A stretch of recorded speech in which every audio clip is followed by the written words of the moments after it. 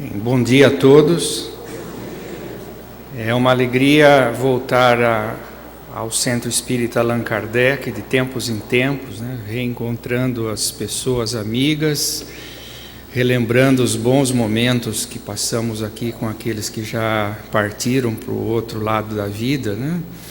E gostaria de agradecer nesta ocasião, como sempre, o convite que me foi feito pela Gleides.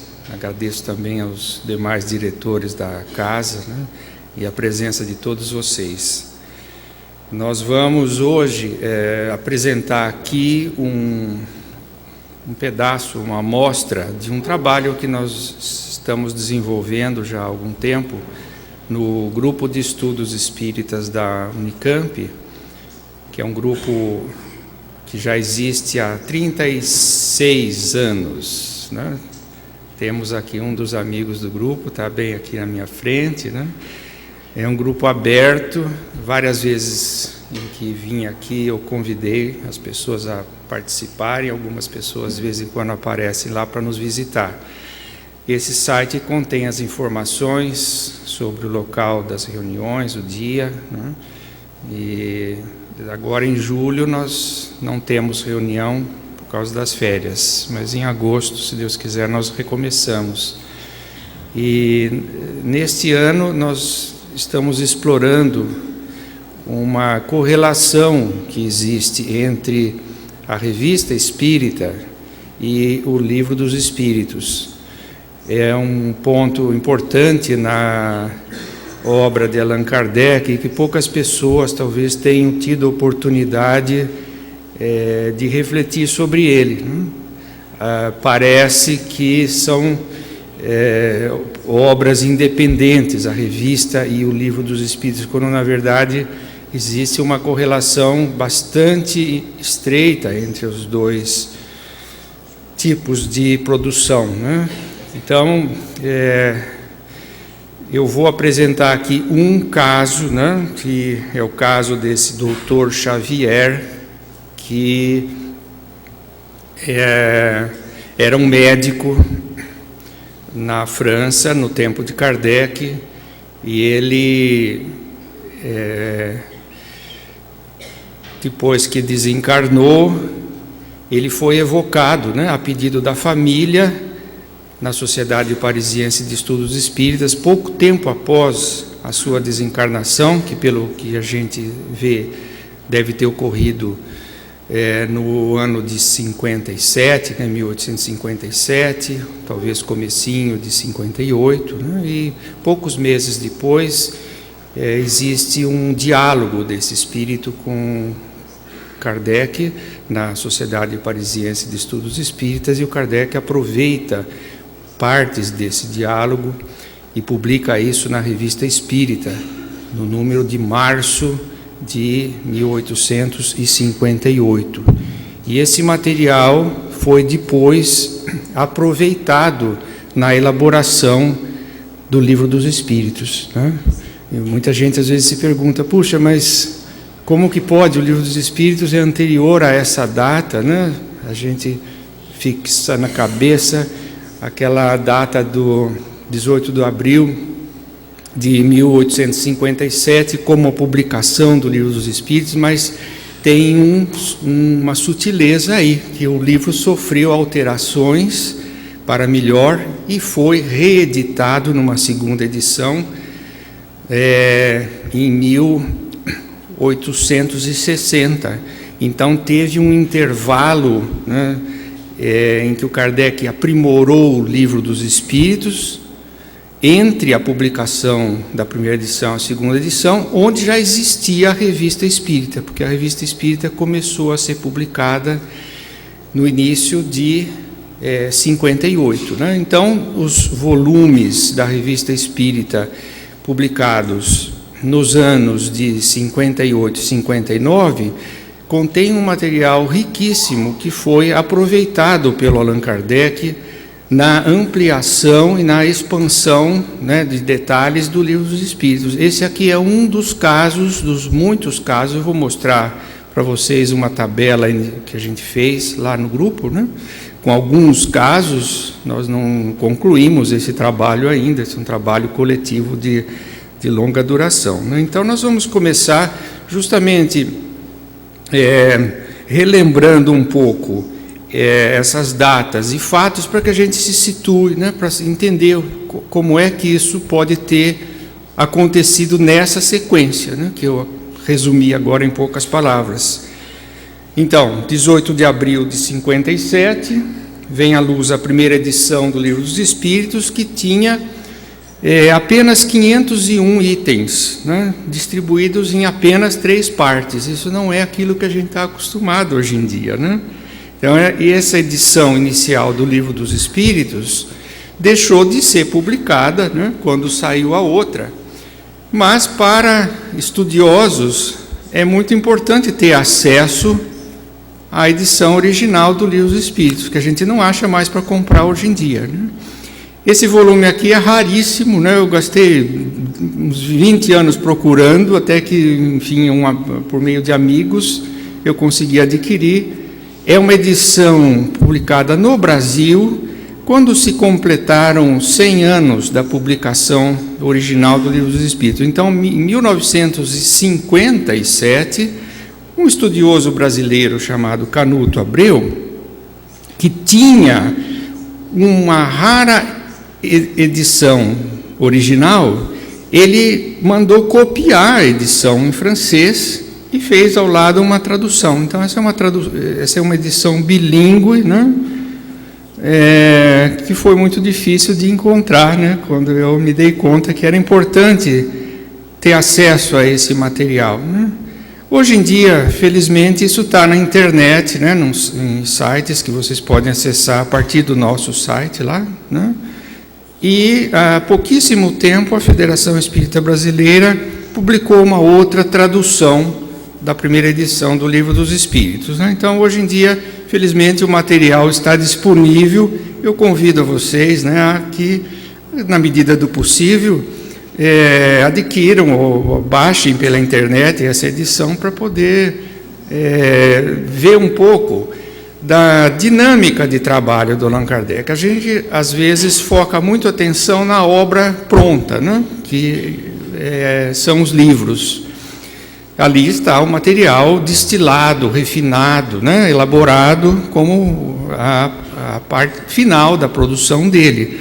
Mas tem um processo de elaboração das obras, que é justamente o processo de elaboração do Espiritismo, porque quem criou o Espiritismo foi Allan Kardec, né? Então, nós aprendemos muito como fazer pesquisa espírita, como estudar o Espiritismo, como levar adiante o projeto de pesquisa de Allan Kardec, se nós examinarmos os bastidores, né? E nos bastidores das obras mais comuns, que a gente acha aqui, por exemplo, na livraria aqui para comprar, ou na biblioteca, está a Revista Espírita.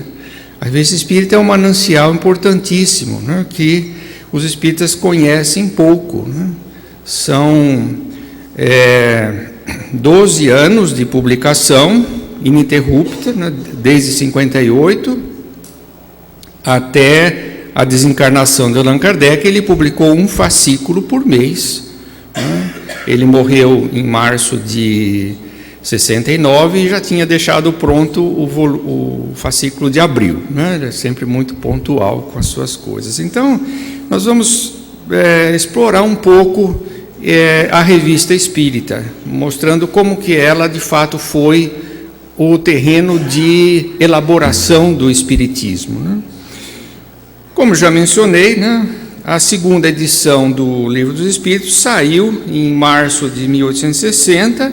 Segundo o próprio Kardec diz, ela foi inteiramente refundida e consideravelmente aumentada, passando a constar de 1019 questões e distribuídas em 4 partes. Então, esse é o livro que nós encontramos hoje em dia para comprar nas livrarias, traduzidos em várias línguas, né?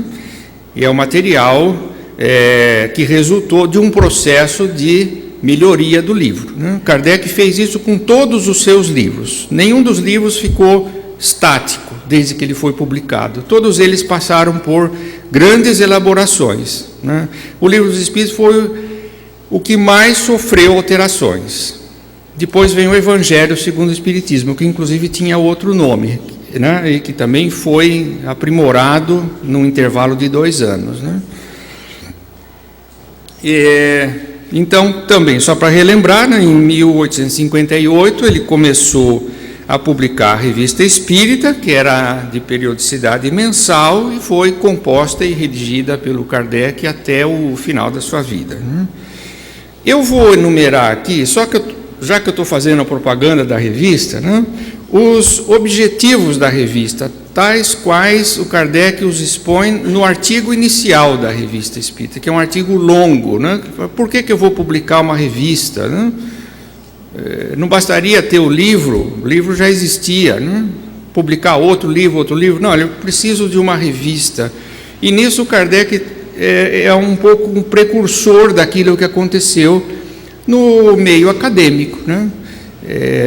Cada vez mais, hoje em dia, de forma plena, a produção científica, acadêmica, ela vai primeiro em revistas, né? Depois em livros. Livros são completamente secundários do ponto de vista da pesquisa científica. Nós temos grandes revistas que são a ponta de lança, né? Onde o material novo da produção científica é publicado.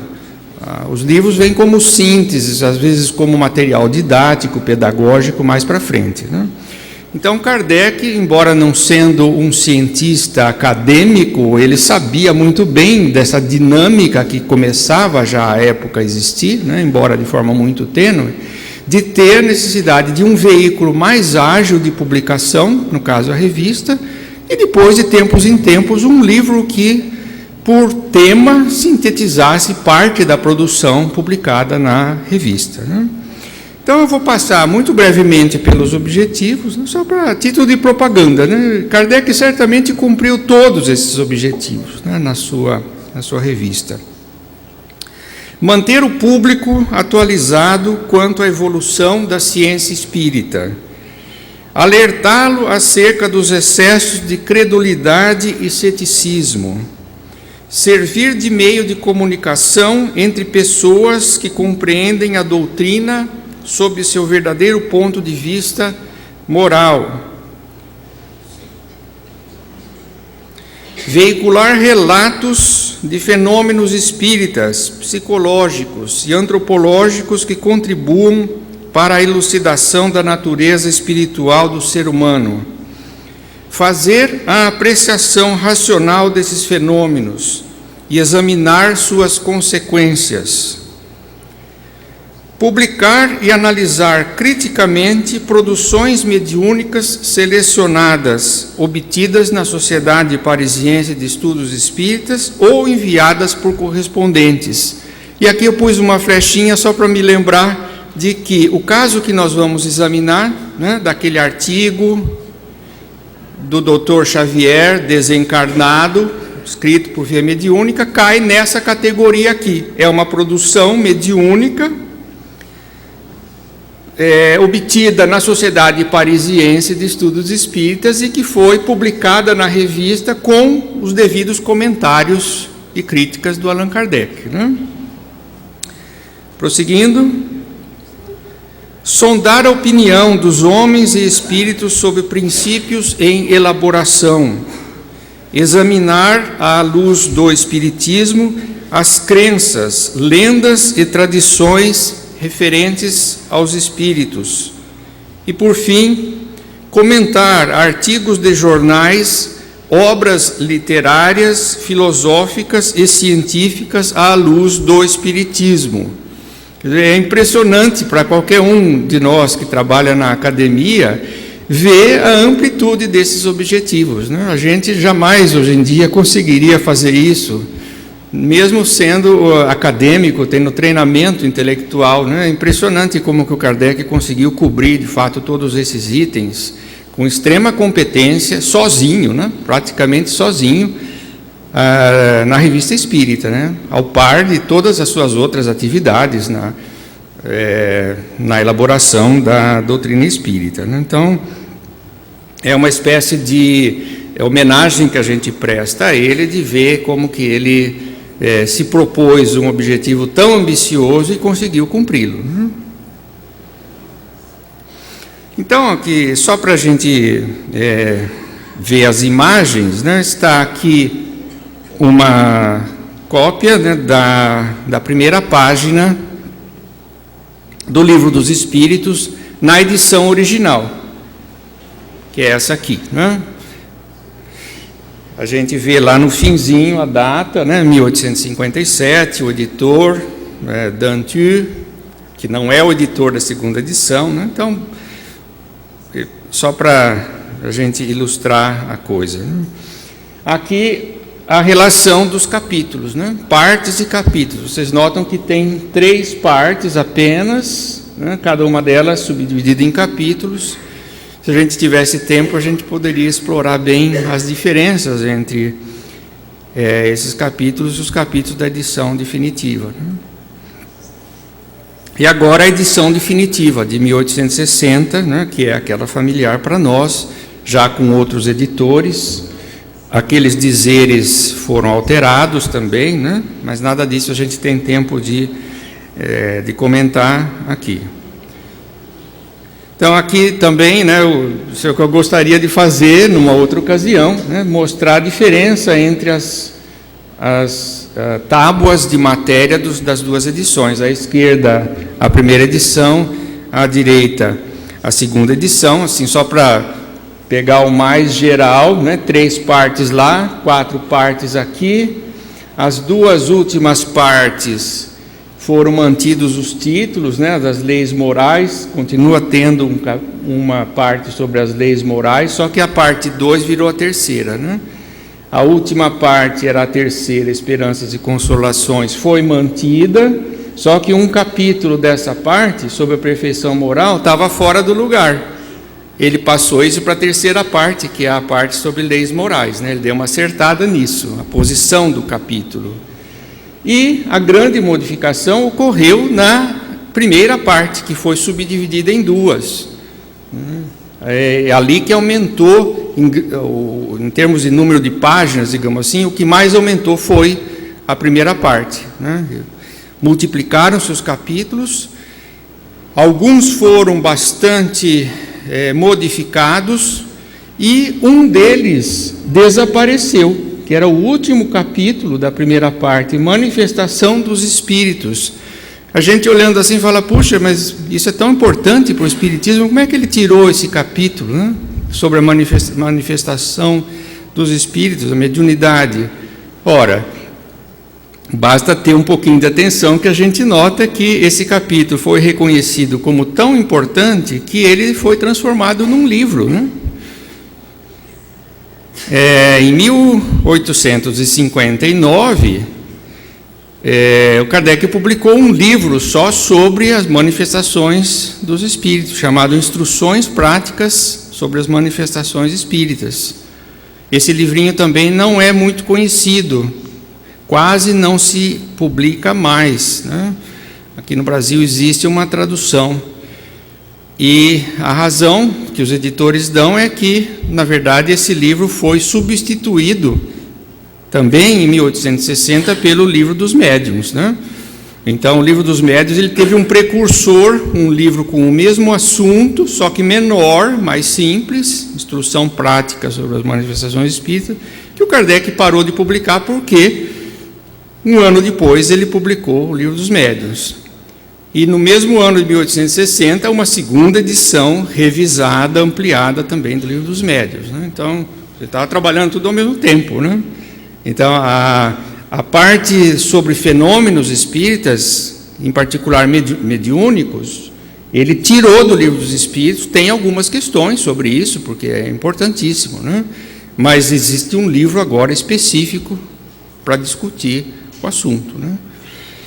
Na concepção inicial do Kardec, como ele diz no epílogo da primeira edição, ele achava que ele ia publicar um complemento do livro sobre essa parte. Depois ele desistiu, porque o complemento ia ficar maior do que o próprio livro, né? Então ele falou, não, melhor publicar outro livro. Aí ele tirou esse capítulo, né? reorganizou o material, criou a primeira parte das causas primárias, e na parte 2 da nova edição estão os capítulos onde tem as teses principais do Espiritismo, né, sobre a sobrevivência do ser, encarnação, reencarnação e assim por diante, né. E agora, acabando com essa série de figuras, né, para a gente espairecer um pouco, uma cópia da primeira página do primeiro número da Revista Espírita, 1858. Um detalhe é que o endereço que ele coloca ali é o endereço da casa dele, né? Na Rua dos Mártires, número 8. Ele não tinha quem vendesse a revista para ele. Então, ele não só pagou, embora ele fosse pobre, ele pagou a edição da revista, como pôs à venda na própria casa, né? Então, além de todas as atividades intelectuais de ampla envergadura, tinha esse trabalho ainda de vender a revista na própria casa, né? Isso, felizmente, depois melhorou, né? Quando a revista pegou, ela passou a ser editada por editores e vendida em livrarias, né? Mas, no início, Kardec bancou esse trabalho pessoal mesmo, de fazer a venda da revista na sua própria residência.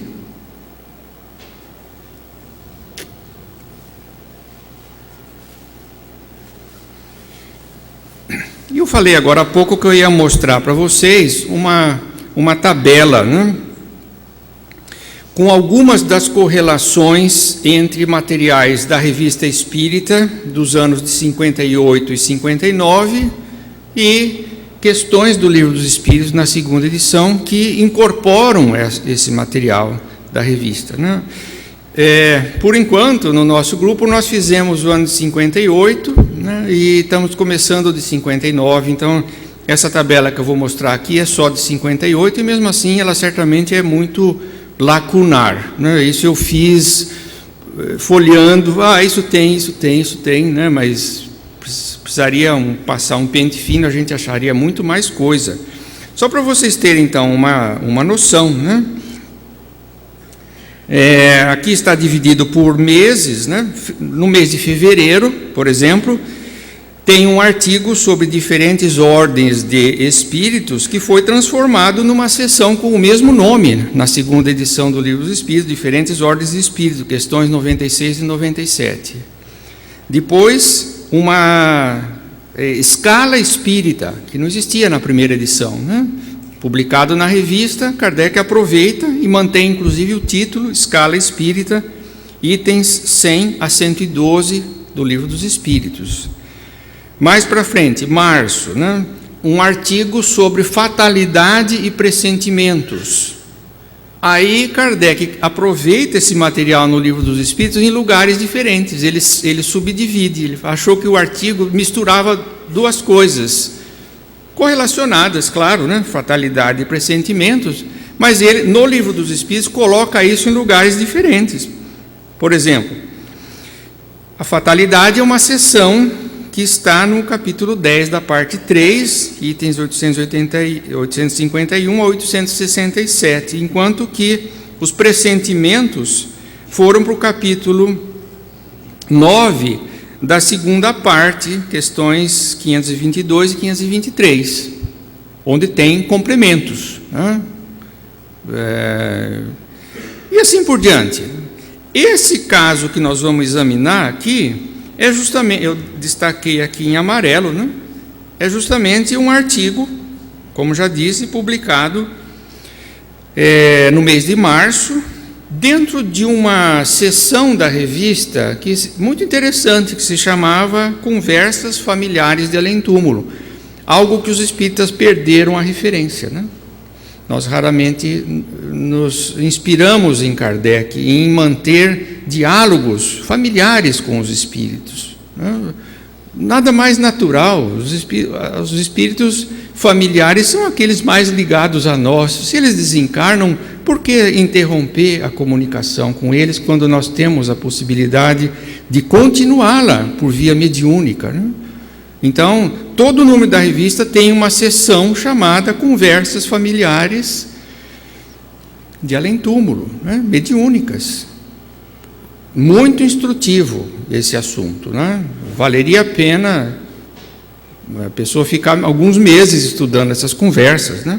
Aqui foi a comunicação desse médico,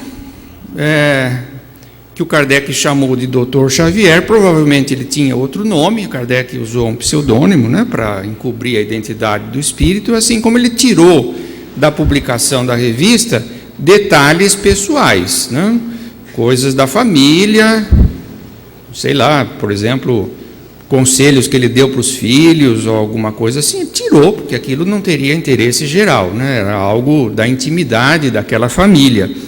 Mas o Kardec sabia que esse doutor Xavier, um pouco antes de desencarnar, lembro, ele desencarnou pouco antes desse mês de março. Então, imaginemos finzinho de 57, por aí, né?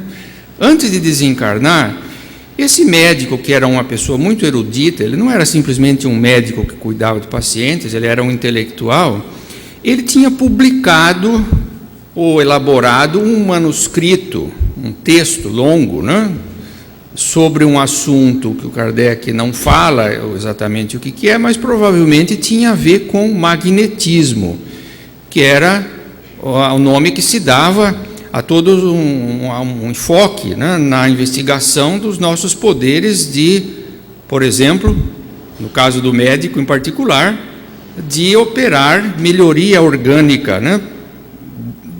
Algo que remotamente está ligado ao que a gente hoje chama de passe dentro do espiritismo, né? Mas já existia essa abordagem inaugurada pelo médico austríaco Mesmer, né?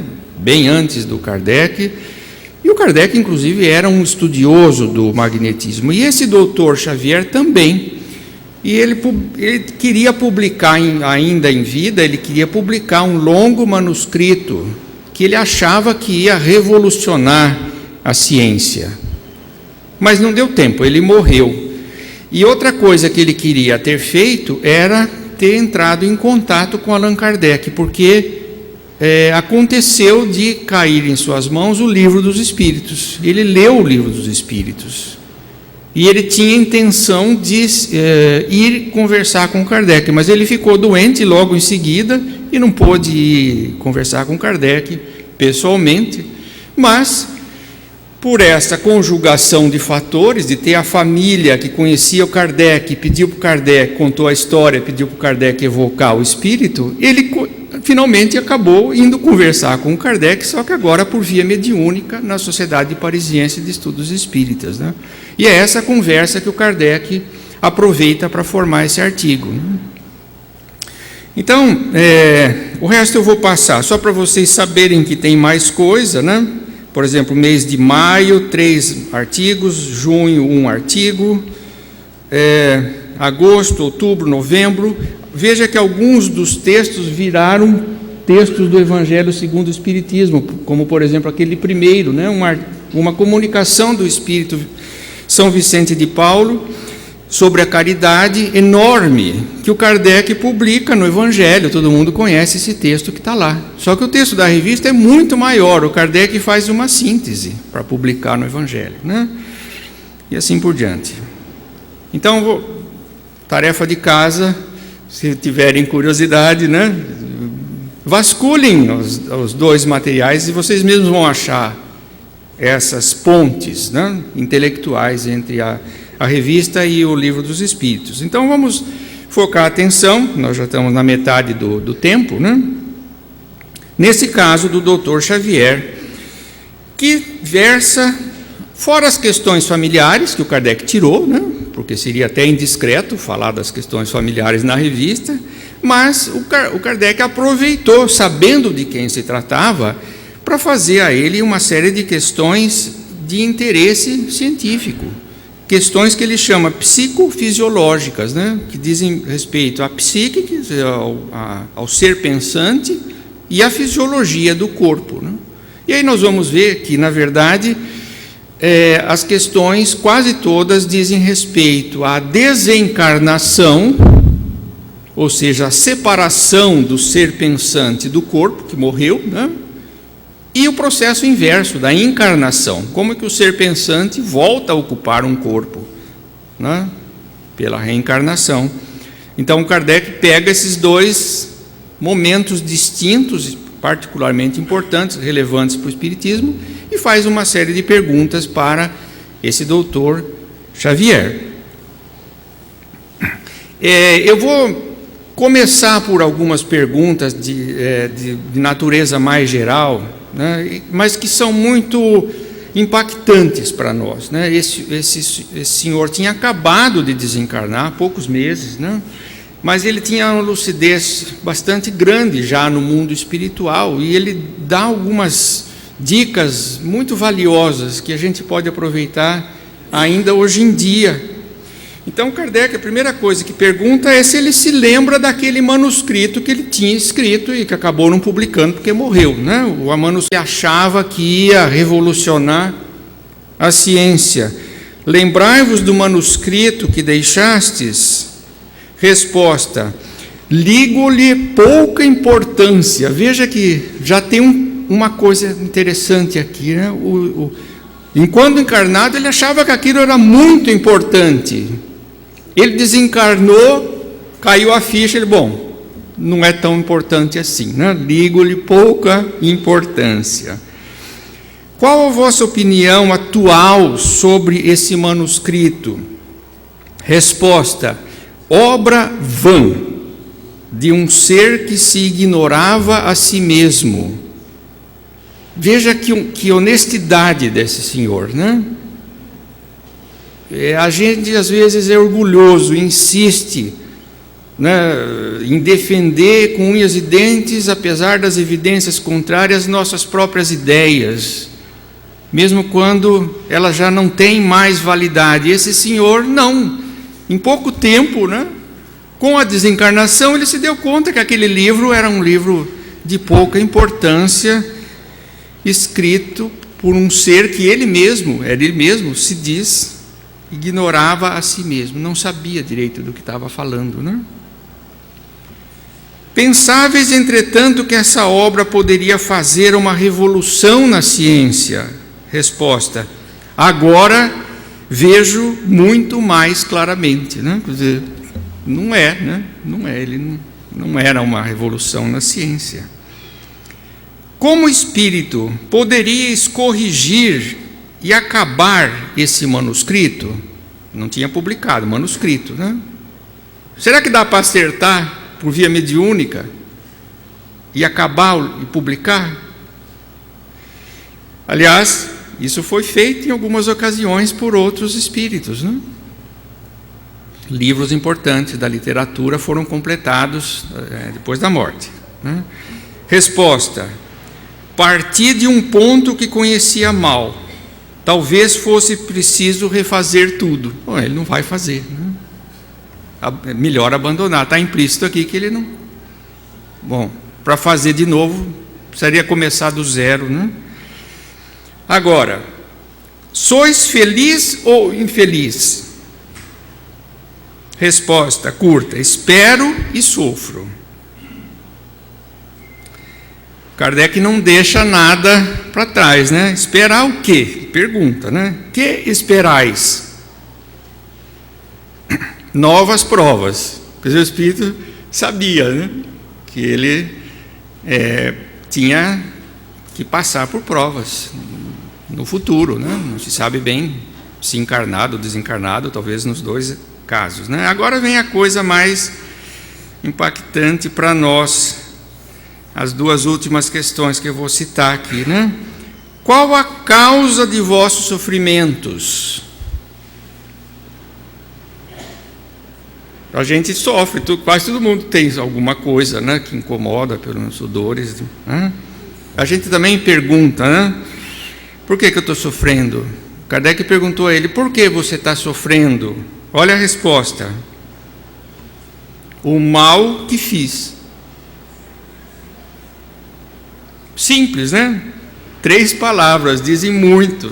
Dá para ficar o dia inteiro pensando nisso, né? O espírito desencarnado, sofrendo, extremamente sincero, né?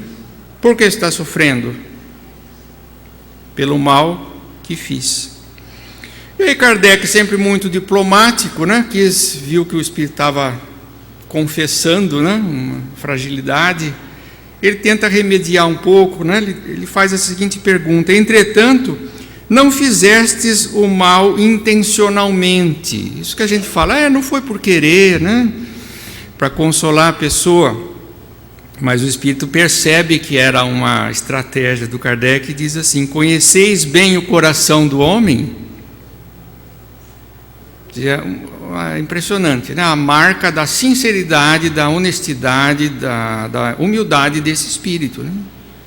Ele falou, bom, o Kardec provavelmente está dizendo isso, que se fiz algum mal não foi por intenção, mas ele não sabia do meu íntimo, e eu estou dizendo que eu tinha más intenções, né?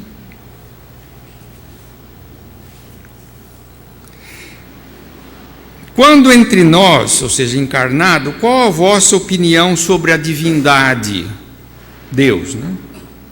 Não acreditava nela. E agora?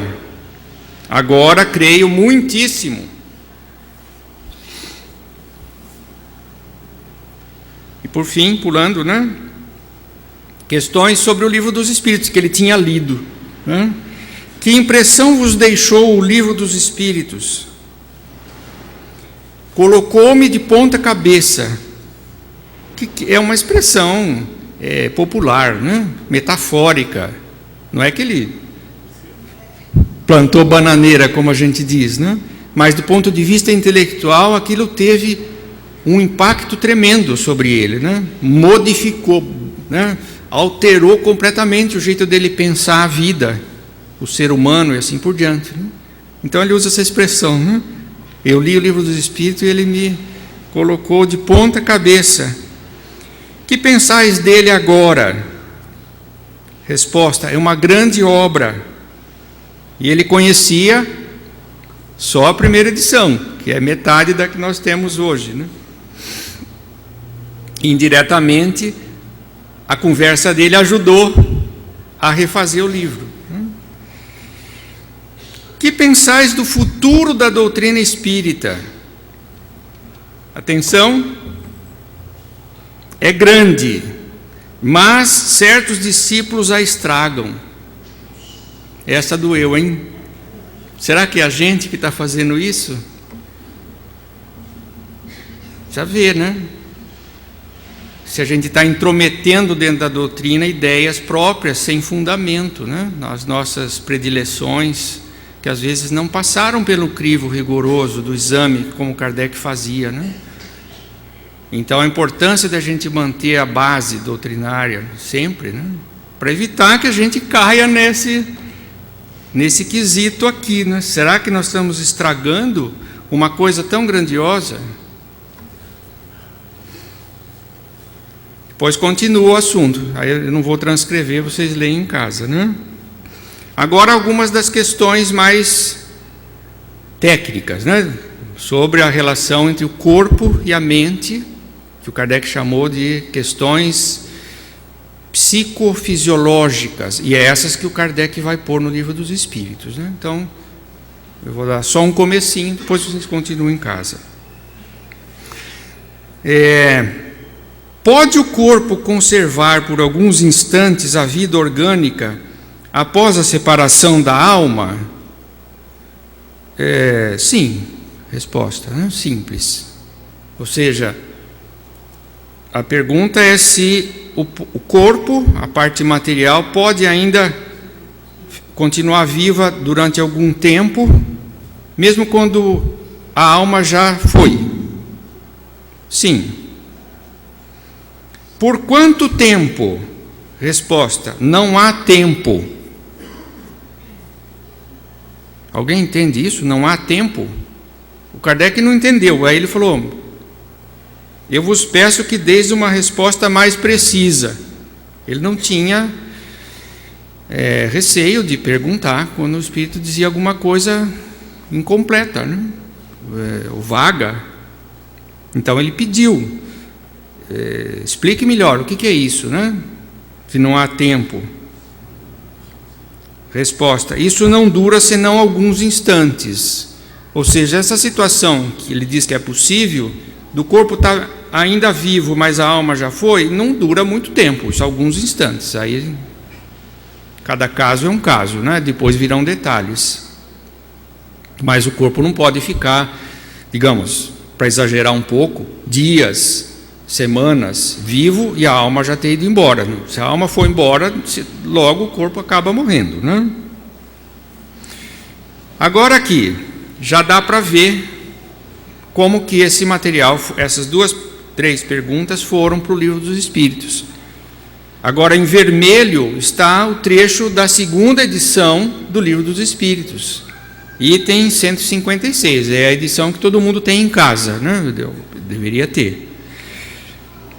Então, lá tem também um capítulo inteiro sobre a desencarnação, da volta do espírito ao mundo espiritual, né? Ou algo parecido com isso, é o título do capítulo. Então tem um capítulo inteiro. Não só o Kardec aproveitou algumas dessas questões, mas ele buscou muito mais material e formou um capítulo inteirinho sobre isso, né? O processo de desencarnação. Então tem a questão 156, que é justamente a questão que ele fez para o Dr. Xavier. A separação definitiva da alma e do corpo pode ocorrer antes da cessação completa da vida orgânica? É o mesmo item do 18, né? Com a formulação diferente. Resposta. As respostas do Espírito eram sucintas, né? Muito curtas e uma delas vaga.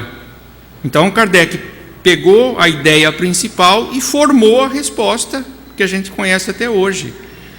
Na agonia, a alma, algumas vezes, já deixou o corpo.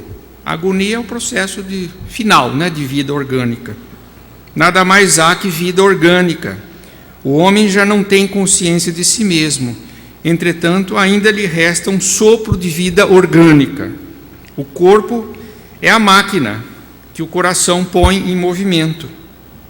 Existe enquanto o coração faz circular nas veias o sangue, para o que não necessita da alma. Então veja a didática do Kardec, né? Ele não inventou isso aqui. Ele pegou o que havia sido dito pelo Espírito e ele confiava, porque era um Espírito que se mostrou extremamente lúcido, extremamente honesto, né? Ele aproveitou as respostas dos Espíritos, mas deu uma versão mais razoável a elas, porque era muito curta, né? Então ele até faz essa comparação da máquina, né? Se a gente, por exemplo, vamos pegar um caso simples, você liga o liquidificador, né? Está girando, você desliga, ele ainda gira um pouco, né? Mesmo desligado.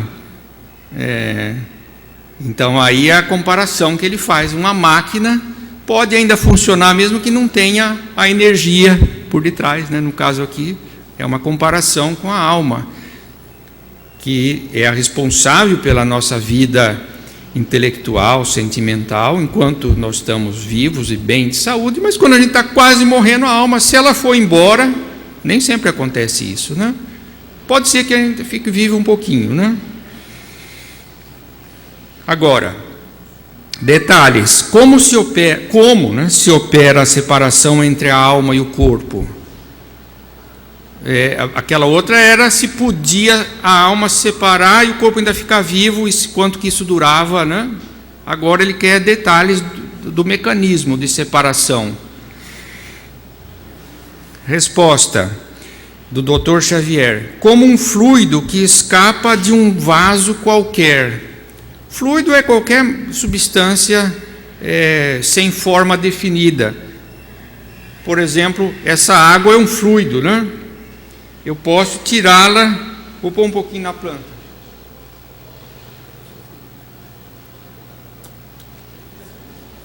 Então, o Espírito lança essa comparação, que a separação da alma e do corpo seria como se um líquido saísse de um copo ou de uma jarra, né?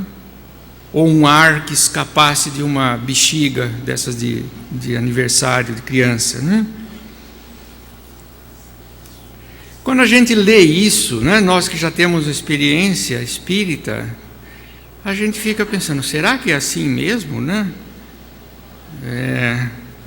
Kardec provavelmente não gostou dessa resposta, porque ele vai, na hora de formar o Livro dos Espíritos, ele muda pelo menos a comparação com a substância que sai, a água que sai de um copo, por exemplo. Ele muda isso, né?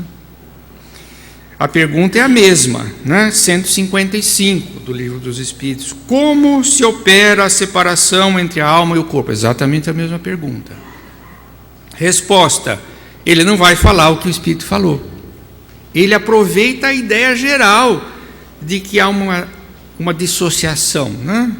Um desacoplamento, mas falar que é como se fosse uma água que sai do copo não é bem isso, né? Vamos ver o que ele diz.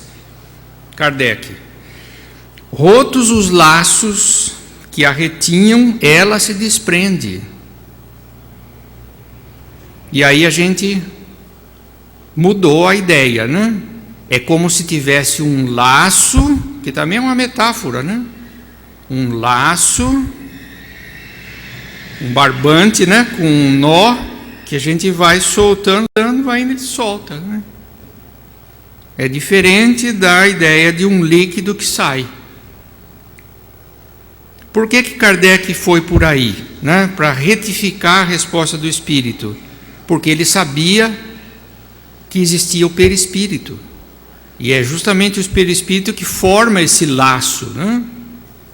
Então, vocês lendo as outras perguntas, daqui a pouco eu vou mostrar um outro pedacinho, né? Vocês vão ver que essa discussão, ela puxa a discussão sobre o perispírito, que na conversa com o Dr. Xavier não foi mencionado nunca. Provavelmente ele nem tinha essa noção, né, do perispírito. Agora, há uma linha de separação, uma linha de demarcação completamente nítida entre a vida e a morte? Será que então essa transição é tudo ou nada, branco e preto, assim, de repente está vivo, de repente está morto? Resposta do Dr. Xavier: esses dois estados, quer dizer, a vida e a morte, né, se tocam e se confundem. Assim, o espírito se desprende pouco a pouco de seus laços. Ele os desenlaça, não os arrebenta. Então vocês veem, agora deu para entender, né? Por que na questão do Livro do Espírito Kardec usou a ideia do laço, embora o Espírito tenha respondido outra coisa, porque logo na pergunta seguinte ao Espírito, ele mesmo falou nos laços, né? Vamos voltar aqui. Rotos os laços que a retinham, ela se desprende. Se a gente for lendo na ordem, falando, não entendi, o Kardec mexeu aqui, né? Para melhor. Mas aqui, lendo um pouquinho para frente, você vê. Até a ideia do laço, o próprio Espírito tinha proposto, né? Não é um arrebentamento, vai afrouxando, né? E sai. E aí, no Livro dos Espíritos, 155A, é um complemento daquela outra, né? A separação se dá instantaneamente por brusca transição? Haverá alguma linha de demarcação nitidamente traçada entre a vida e a morte? A mesma pergunta, com um complemento, né? Resposta: agora, finalmente, o Kardec explica direitinho, né? Não. A alma se desprende gradualmente, não se escapa como um pássaro cativo a que se restitua subitamente a liberdade. Quer dizer, agora a imagem do pássaro, né? Antes era do fluido que saía do vaso, o pássaro sai da gaiola. Não é assim, essas ideias não são boas, né? A do laço, sim. Aqueles dois estados, a vida e a morte, se tocam e se confundem, de sorte que o espírito se solta pouco a pouco dos laços que o prendiam. Estes laços se desatam, não se quebram. Finzinho da resposta do Dr. Xavier, ele aproveitou, né? Veja que imensa capacidade do Kardec, né, de lidar com esse material e produzir um livro coerente, claro, completo, né? Esse desprendimento da alma opera-se mais prontamente em uns do que em outros. Quer dizer, será que esse processo de desatar os laços é mais rápido ou mais lento, dependendo do caso, da pessoa envolvida? Perguntou o Dr. Xavier. Resposta: sim. Agora a gente também já começa a vestir um pouco a carapuça, né? Sim. Nos que em vida já se elevaram acima da matéria, é mais rápido, né? Porque então sua alma pertence mais ao mundo dos espíritos do que ao mundo terrestre. Aqui é a escala de valores que a gente adota na vida, né? Se os nossos valores estiverem centrados nos objetos físicos, materiais, vai ser mais difícil a gente deixar o mundo material, porque é aquilo que a gente está pensando, né? Na comida, no sexo, no dinheiro, assim por diante, né? No carro, na casa, na beleza física. Isso tudo vai fazer falta para nós se a gente só pensa nisso o tempo todo. Mas se nós, mesmo encarnados, já começarmos a nos elevar acima da matéria, nós já estaremos vivendo intelectualmente, emocionalmente, mais no mundo dos espíritos. Então a morte para nós vai ser um processo mais fácil, né? E aí, esse assunto tão importante, o Kardec aproveita no comentário. Estamos sempre na 155, eu não vou passar do horário, viu, Gleide? Estou acabando, né? A 155, 155A, agora o comentário, aquele comentário que aparece com a letrinha menor, né, nos textos do Livro dos Espíritos. É um comentário longo, eu não vou citar tudo. Ele começa o comentário falando um resuminho sobre o perispírito, né, que depois é explicado também em outros lugares do livro, né. Mas aqui ele falou: olha, aquele negócio do perispírito é importante para essas questões. Então eu vou pular essa parte, né? Pus 3 pontinhos ali, pulei a parte da explicação que existe perispírito, assim por diante, né? E aí ele, no comentário, ele captura essa resposta do Dr. Xavier. A observação demonstra que, no instante da morte, o desprendimento do perispírito agora já é mais precisa, né? A elaboração espírita do processo. Esse laço é o perispírito.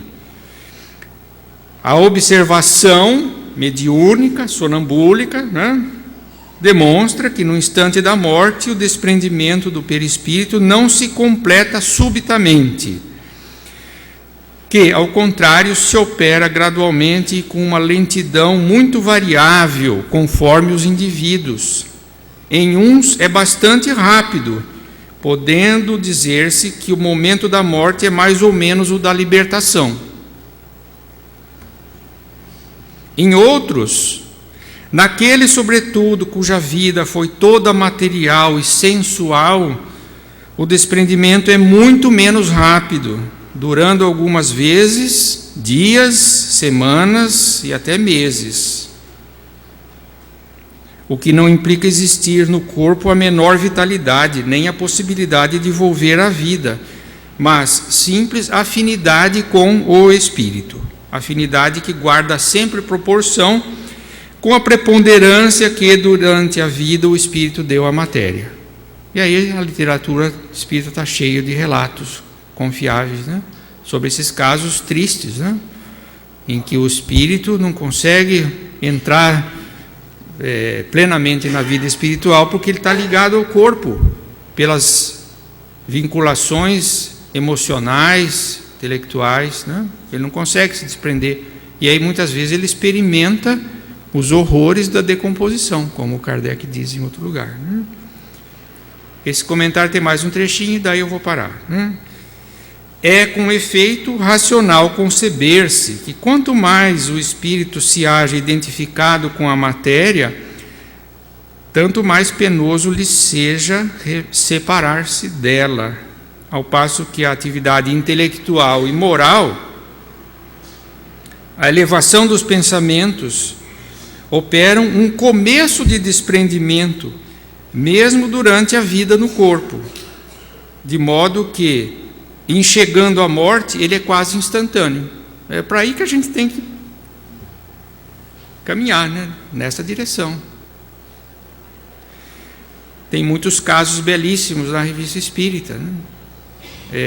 Por exemplo, aquele espírito que escreveu algumas páginas que estão no Evangelho segundo o Espiritismo, Sanson, ele era encarnado no tempo do Kardec, ele era membro da Sociedade Parisiense de Estudos Espíritas, uma pessoa boníssima, para quem vale essa observação. Ele desencarnou, antes do corpo ser enterrado, o Kardec o chamou para conversar por via mediúnica, tem um diálogo belíssimo com Sanson, na Revista Espírita. E outros nos dias subsequentes, né? É um espírito que não sofreu nada na desencarnação. Não deixem de ler vários artigos na Revista Espírita, chamado A Morte do Senhor Sanson. E daí a algum tempo ele começou a escrever textos muito importantes que o Kardec aproveitou no Evangelho. É um caso que chama muita atenção, né? Não é único, tem muitos outros. Então, concluindo, tal o resultado, finzinho da citação, né? Tal o resultado dos estudos feitos em todos os indivíduos que se tem podido observar por ocasião da morte. Quer dizer, isso não é invenção do Kardec, né? Nem do Dr. Xavier. Ao longo de anos de observação de processos de desencarnação, ou em loco, ou conversando com o espírito, Kardec comprovou essa tese, né? De que a desencarnação, em alguns casos, é instantânea, o espírito nem percebe que o corpo está morrendo, né? E outros demora mais. E qual é o fator que diferencia as duas situações? O apego emocional nosso às coisas materiais, que são importantes enquanto a gente está vivo, né? Uma importância relativa, mas não depois da morte, né? Acabou meu tempo. Tem agora as questões, eu não vou ler, né? Só vou mostrar. As questões sobre a união entre a alma e o corpo. E aí acontece a mesma coisa, né? O Espírito diz umas coisas bastante interessantes, instigantes, mas ele também se atrapalha. Nesse caso aqui, logo na primeira resposta, ele dá uma mancada e depois o Kardec fala, isso aqui não é bem assim, né? E a hora que ele vai passar o material para o Livro dos Espíritos, está tudo certinho, né? Então, eu vou ter que pular isso aqui, né? Mas vocês podem ver em casa. Até eu então coloquei última linha aqui, né? Tarefa de casa. Peguem a revista, está na internet grátis, não precisa comprar, né? Vejam as questões que eu não mostrei aqui, né? 9 ou mais, porque eu pulei algumas, feitas ao Dr. Xavier, e achem no Livro dos Espíritos onde que aquele material foi parar, né? E como que o Kardec acertou as coisas, sempre a benefício da clareza, da completude, da coerência, né? Era assim que ele trabalhava. Esse caso não é único. A gente já viu ao longo dos meses lá na Unicamp vários outros. Todos aqueles daquela tabela nós já vimos, né? Já começamos agora no ano de 59. Logo no começo de 59 tem um longo artigo na revista sobre anjos guardiães. E aí todo mundo sabe que no Livro dos Espíritos tem uma seção longa também sobre anjos guardiães. E aí é muito interessante você ver como que ele usou esse material, né? Então vamos ficando por aqui, né? A tentativa foi homenagear o nosso mestre e sugerir que a gente o tome realmente como mestre, como inspiração para os nossos estudos, reflexões, né? Muito obrigado.